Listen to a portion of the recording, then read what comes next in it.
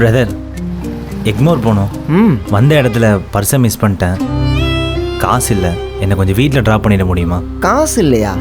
டேய், காசுலாம் நம்மளாம் வர முடியாது. நடந்து போடா.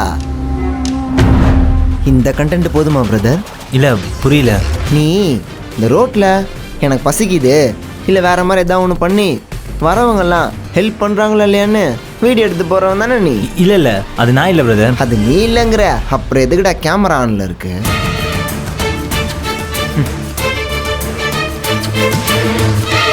ஏண்டா, நீ லைக்கு கமெண்ட் வாங்கணுங்கிறதுக்காக நல்லவன் யாரு கெட்டவன் யாருன்னு நீயா ஒரு முடிவுக்கு வந்து வீடியோ எடுத்து போட வேண்டியது. இங்கே இருக்க எல்லாருமே மற்றவங்களுக்கு ஹெல்ப் பண்ணுங்கிற குணத்தோடு தாண்டா இருக்காங்க.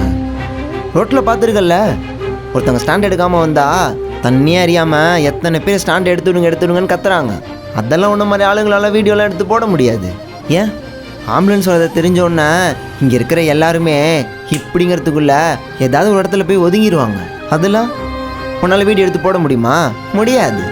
ஏன்னா அதுக்கெலாம் லைக்ஸ் கமெண்ட்லாம் வராது. இந்த மாதிரிலாம் எதாவது ஒன்று பண்ணால் 4 பேர் ஷேர் பண்ணுவாங்கிறதுக்காக எதாவது ஒன்று எடுத்து பண்ண வேண்டியது.